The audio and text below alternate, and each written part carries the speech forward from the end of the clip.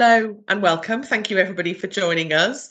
So our guest today is Angelo Massaro. He's the Managing Director of IRI Italy. Hello and welcome, Angelo. Hi, morning. How are you doing? Good morning. Good morning. So I think it would be useful to start with if you could just tell us a little bit about yourself and a brief overview of the Italian business in IRI, please. Well, okay. So again, I'm Angelo, as you were introducing me. I'm 56, and I've been with IRI, for a lot of time. Actually, I've been with IRI since year zero of this venture in Italy. The company is 26 years, so it was founded back in 1994 by 5 people, including me, starting from scratch, basically. And we grew up over this period, and now we are a company which is serving roughly 500 clients between retailers and manufacturers, offering services ranging from market measurement, which is normally what we are known for, but we do a lot also in the analytics space, so forward-looking type of solution, as well as technology. We're working with every single retailer in the Italian market, and we are working, I would say, with roughly 2/3 of the top 300 manufacturers. And there is, 170 of us doing this every day. Okay, that was useful. That was useful context. Thank you. So the reason that we've pulled this podcast series together is to speak to our colleagues around the globe to get a feel for how the FMCG industry is changing, continues to change throughout 2020 and beyond. You know, this year has been such a roller coaster of a year, and we're interested to understand how individual countries are adapting to those changes. But what's the situation in Italy at the moment? Well, the situation is not an easy one. We came back from holidays, and at the beginning of September, we are again into a very complicated situation with a number of infected people, which is growing exponentially day after day. We are not officially, I would say, expecting to go into a major general national lockdown as we were experiencing during the months of March and April. But again, probably the truth is that nobody really knows. The expectation about the future are one of the key drivers of behavior. A lot has changed also in terms of, consumer behavior and shopper behavior and market dynamics in the world that we try to measure and keep under control. Yeah, so let's dig into that then. So what changes have you seen over the past few months? And then after we've talked about those, it'd be interesting to see whether they had subsided during the summer and then you started to see a resurgence of those similar behaviors again. So let's see. What was happening during the peak of the crisis, if I can say so, and then let's try to identify, which, by the way, is the real question that our clients are asking: which of the changes that we have seen are supposed to stay, which means which changes are structural, and which changes are only related to the specific situation. So let's start with what we have observed first and foremost. Mm-hmm. We measure FMCG. These are markets that were mature, and these are categories that were growing in a very low single digit. I think we were finishing 2019 with 1-2% value sales growth on total FMCG. Clearly, the first thing that we have observed, and that everybody knows by now, is that we have seen abnormal trends during the COVID phase. determined by a number of things, so stockpiling, fear. So I think that, CPG was growing something like 15% during those months, which was something that was never seen before. Mm-hmm. One important driver of that, clearly, was the channel shift. And one of the first, the most important shift was probably the fact that all the away from home sector was zeroed out. People couldn't get out of home, so you can imagine if they could go to a bar or to a restaurant. We are measuring sales of the wholesaler selling on to the Horeca, as you would refer to that in Italy, and the trend during those weeks were minus 80%, minus 90%. So a disaster. So I think that half of the growth that we were observing in the retail space was determined by the shift of purchase that would have normally been done eating out of home.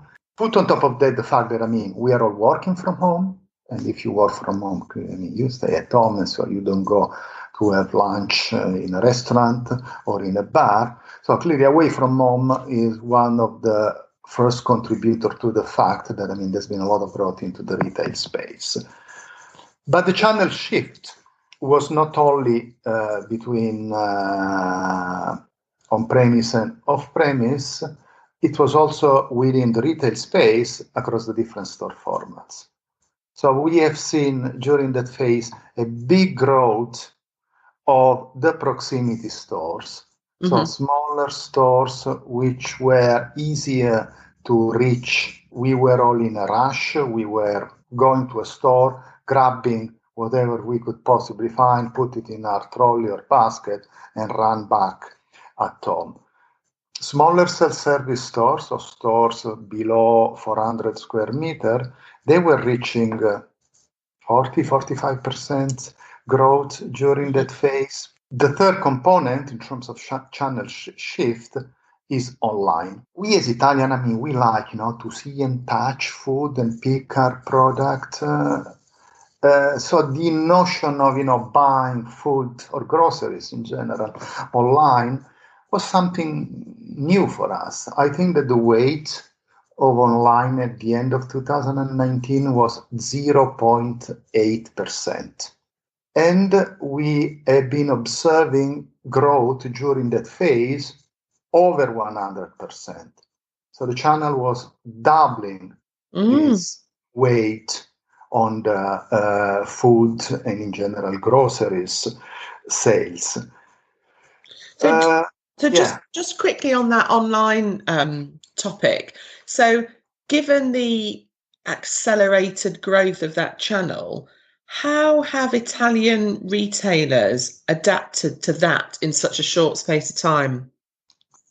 Yeah, I think it's a good question because you don't improvise yourself in the online business. Online in Italy is basically two major players. A brick and mortar player which has been investing in online for 10, 15 years now, which is Esselunga. They had an online operation where they've been, investing a lot.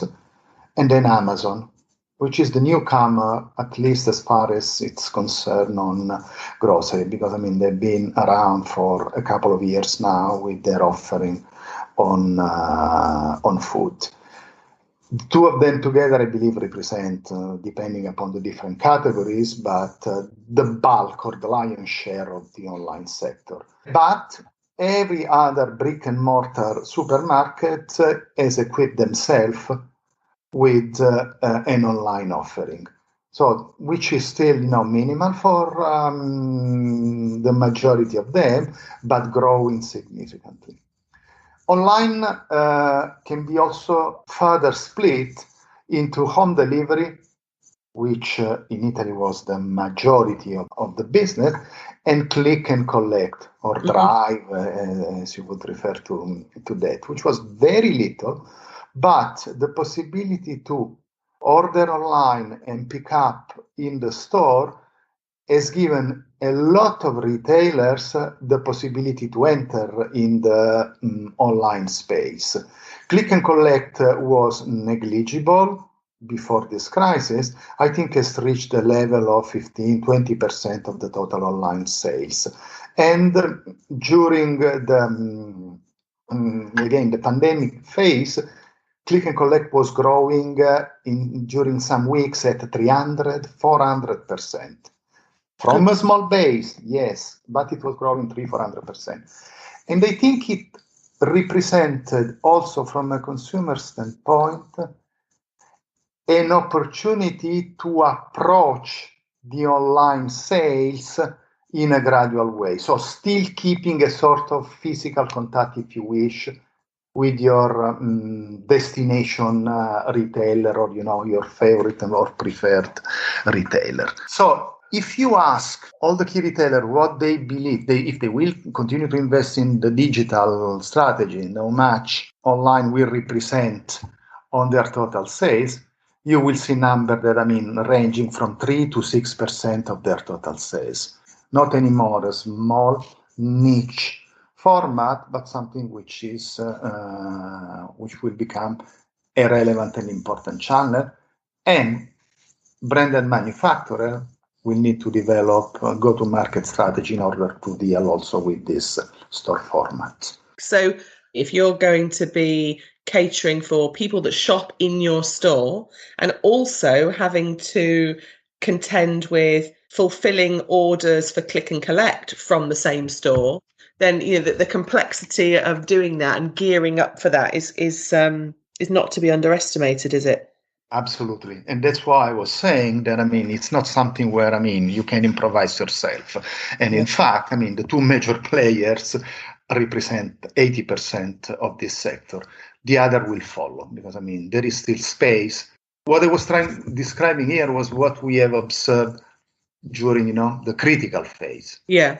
Third page, assuming we are out of a critical phase, because now the risk is that we go back again into a situation like the one we were back in spring. But if we see what, in our view, what is supposed to stay, definitely online is one of the phenomenon that will become structural. Proximity, they were growing 40-50% because simply we couldn't reach bigger stores and bigger surfaces. Now they've gone back to the trend that they were having before this situation. Okay, and presumably that's because people no longer have the same level of restriction at the moment. That's correct, but there is also another element which I believe is important.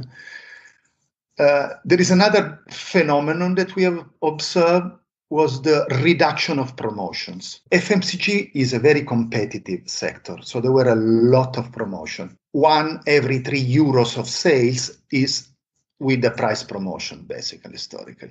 And promotion, irrespective of the fact that brands and retailers were saying that, we were reaching very high levels that were unsustainable, but year after year after year, we were measuring an increase of the promotional intensity. During the pandemic, for the first time ever, promotion had dropped.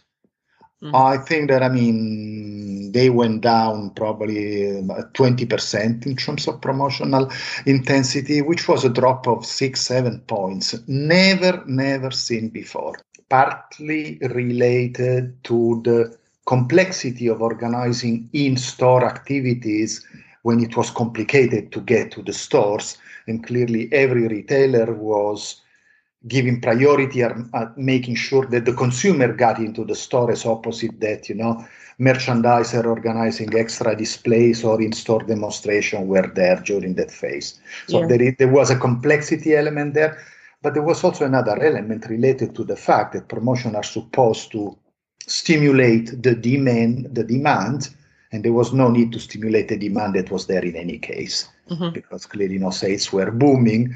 And even, product availability on shelf was put under a lot of pressure. We were observing a level of out of stock that we are measuring via our services, that if normally is around 3% in terms of products in out of stock, was reaching 5 or 6% during those weeks. Right. Now, what happened after? Promotion in a situation where we had a drop of our GDP that was never seen before.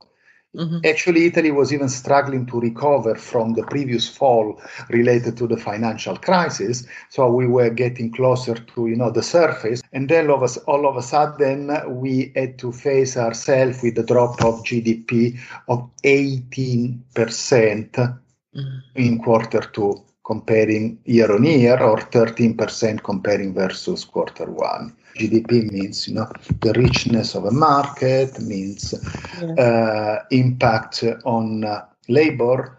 The level of unemployment is still holding for the very simple reason that there are help from the government to subsidize the companies in this case. Now, this money will finish at some point in time, and so inevitably there will be a demand of value for money. If we look at how retailers and manufacturers are responding to that, the promotion that went down now are up again at the level that they used to be. Okay. And the promotion, what's driving that, you think, is this demand for value because of the financial situation? That's it, but this is not enough in itself. Because if you ask the consumer, we've done many surveys during this period, and one of the outcomes of that survey is a very clear polarization of the consumer segments, with part of those still demanding quality, sustainability. Mm-hmm. In the meantime, there is another bucket which continue to mention how important is the dimension of value, with value being affordable price. Yeah.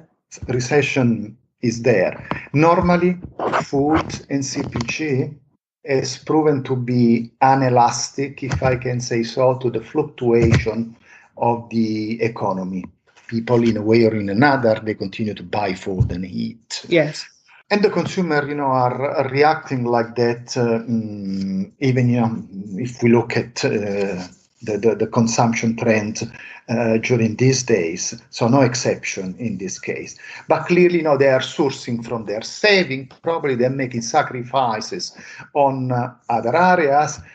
They are probably focusing more on what is indispensable. Even if it's interesting also that if you try to investigate the notion and the definition of indispensable, you will discover that the Italian consumer has become a bit more loose in this definition. So including also, categories and products that would normally fall into a bucket of, indulgence. That's interesting. We were talking about this very topic the other day, actually, the discretionary versus the essential. I think here that the challenge for the brands is how to bring together these two components of what the shopper and the consumer are asking. Because, I don't think we are prepared to give discounts, if I can say so, on the notion of quality. Mm-hmm. Because, that remains an important driver, but that needs to come at an affordable price. Yeah. So the traditional driver, which are related, the value for money, the offering of a range that satisfies all the need. Range has been put under a lot of pressure during this phase, by the way, because we have seen the number of items carried by a supermarket decreasing.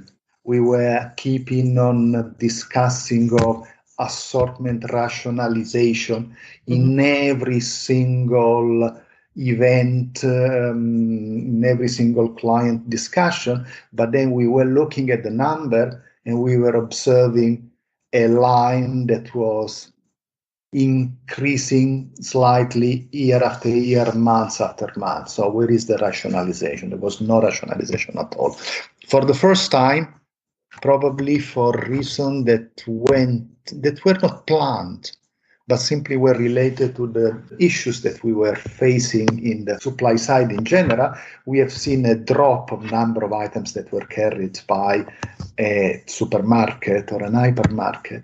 And that is another thing that is probably is going to stay, because they realize that maybe, we can go with a slightly lower number of items and nothing happens, because sales are there anyway. And this is the first time we see that. So something that was triggered by the situation probably made the retailers and manufacturers aware of the fact that, again, they need to review their range strategies that were probably designed to meet the need of very big surfaces, which, by the way, are the ones that are suffering more. Hypermarkets were already facing a lot of problems, and the situation has simply made it worse. So this is something where a phenomenon that was already in place has accelerated. So big stores in Italy have been suffering before the pandemic, and the pandemic has just exacerbated the situation. Why is that? During the pandemic, clearly, bigger surfaces, you need a car. Put on top of that there were restrictions also. They are, normally in, big malls. And so there are where the hypermarket represent the key driver for the consumer deciding to make the trip to the location. But there are a lot of other stores that are surrounding the supermarket, which in some cases were closed, and the mobility was dramatically reduced, and so they've been suffering a lot. The other thing is that what is the key, if we look at the lever that a big hypermarket would normally use to compete, the lever of promotion is the most important for them. At the time where everybody was pulling back for promotion, and promotion couldn't be done, clearly the supermarket, the most important weapon that the supermarket was using, couldn't be used. They weren't doing well already before, and the situation simply made it worse. And unfortunately for them, they didn't recover the period after the restrictions were lifted. There is a lot of rethinking about the role of the hypermarket. There's been a lot of restructuring. So stores that were 10,000 square meters and above have been remodeled, and space has been given back to the landlords, going toward a more manageable and probably also financially viable surface on 6,000-7,000 square meters, more or less. And then there is also another component. Again, it's complicated to keep social distancing. And so an hypermarket is normally a place where, you expect to meet a lot of people. There's a lot of people in these places. And so if common sense suggests that clearly this is not a place where I want to go.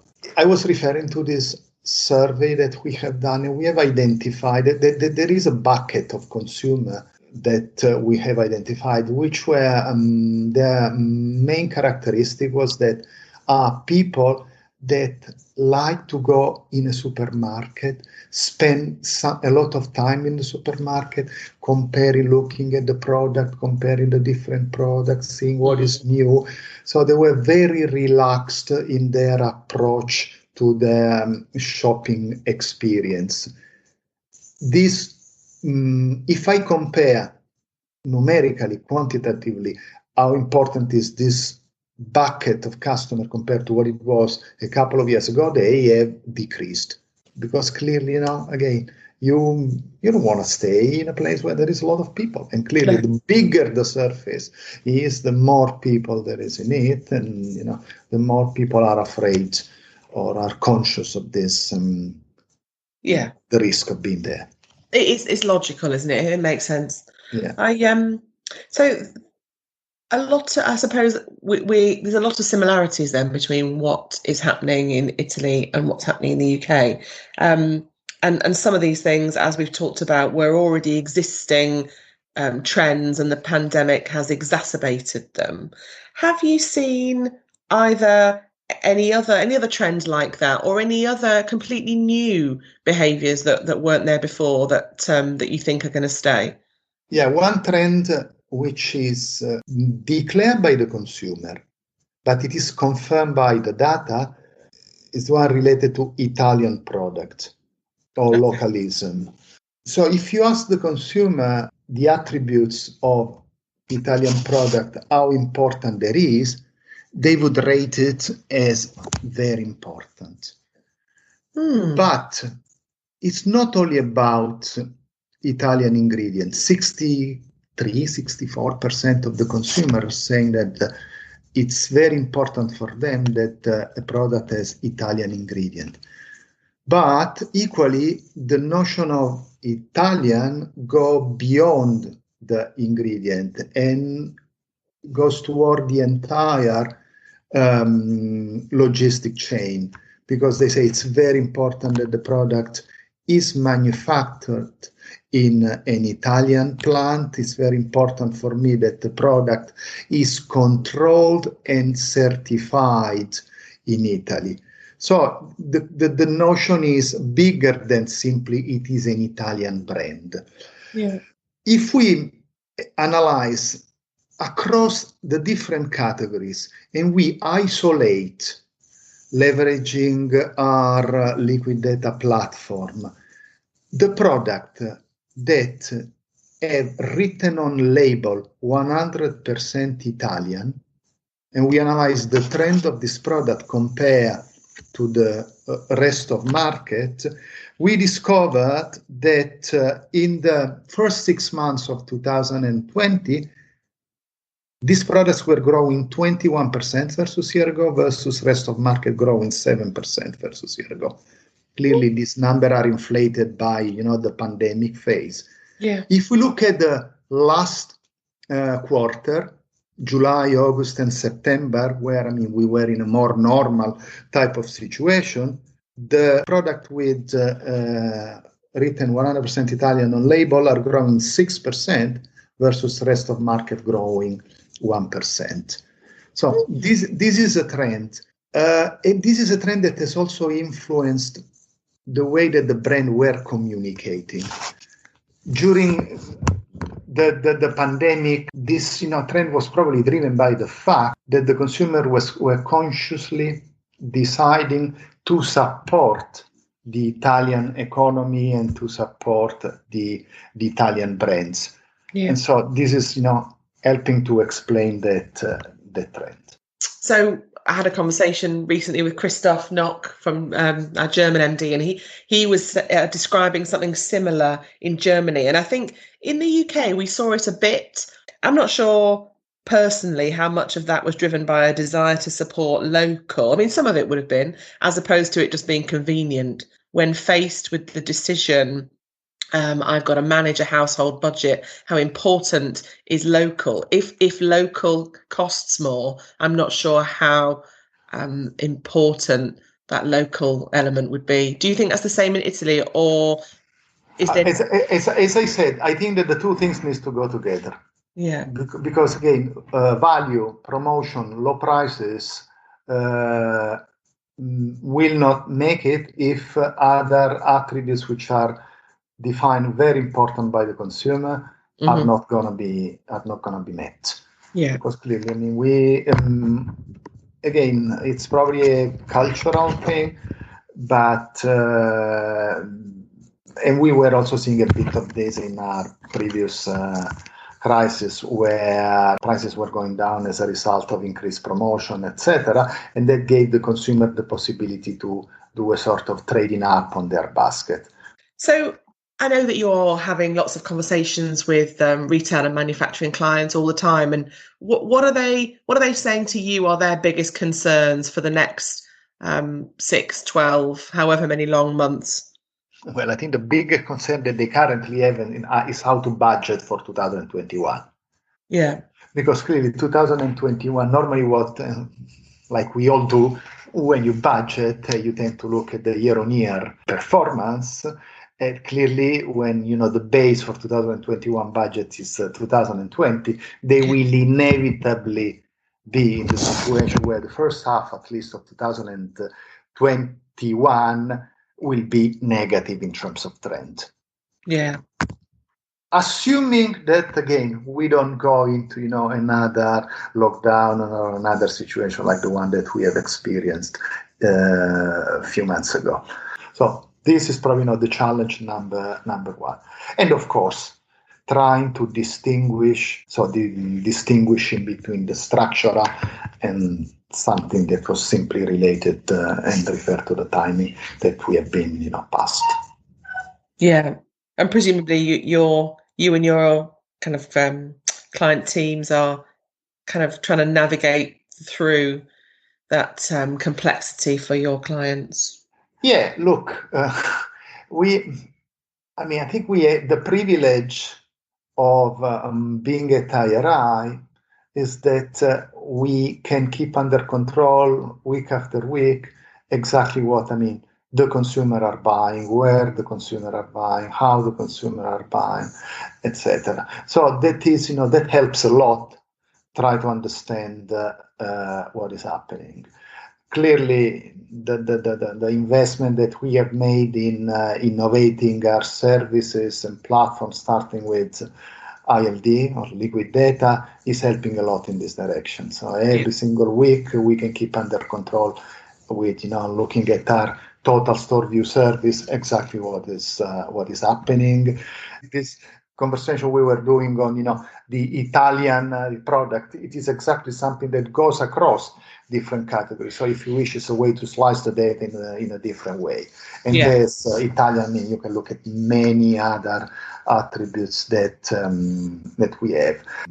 We've had conversations. It is about new product launches strategies. There's been a significant change this year. Many companies have either put on hold or reconsider their innovation strategy. And as a matter of fact, if I look in the first 9 months of the year, so with data until last week, at how important was innovation in the marketplace, we discovered that this year the product that have been launched in 2020 in terms of their share on total market is lower compared to what was happening in the past few years. Yeah, so, and I imagine that behind that is the fact that there were fewer launches anyway, but also the fact that shoppers, as you described, are wanting to go in and out quick, not really interested in trialing new things because they just wanted to get in and out. Yeah, correct. Yeah, there were fewer launches, so less from a numerical standpoint and lower number of new product. And if you look at the share, 4% of what has been sold in the first 9 months of the year has been made by product launched in 2020. The number used to be 5% last year, the year before, and the year before that, normal. So what do you think that means for brand owners and NPD launches moving forward? That means that they have to seriously reconsider their innovation pipeline, looking exactly what the consumer are expecting, and taking into account this polarization, this clear polarization that we will have in the consumer space. I think, we were defining at IRI the haves and the have-not. Yeah. This would be, a clear. This will be two clear segment of consumer that probably mirror what I was referring before. So the consumer looking for quality and convenience on one side, which will be probably prepared to pay a premium, and the consumer that inevitably will need to look at their wallet and try to preserve their budget because the situation will be complicated. Our main objective is probably twofold. So making sure that we stay as close as we possibly can to our client, helping them to navigate through this difficult period. Nobody owns the truth. it's because this is something that nobody has seen before. So probably, looking at the data, staying, very close to what's happening on the market can help to try to, identify possible future pattern. So this is one of our priority. The other big priority for us is making sure that we keep all of our colleagues as safe as we possibly can. And as such, we have been very, very serious in making sure that we protected all of our colleagues, staying at home, working from home, which I appreciate that sometimes can be complicated for some of us from a logistics standpoint, at least. We want to go back to the office at some point in time. We had the luxury, if I can say so, that we already had a working from home way of working in Italy, because we were doing this anyway. So that didn't take us unprepared, at least, to on this. So yeah. And it's been the same in all of the regions, hasn't it? We are lucky that we're able to continue and actually still deliver really high service levels to our clients. I feel that, certainly. Okay. Well, in that case, I think we could probably wrap up. Thank you, Angelo, for taking time out of your diary to talk to me today.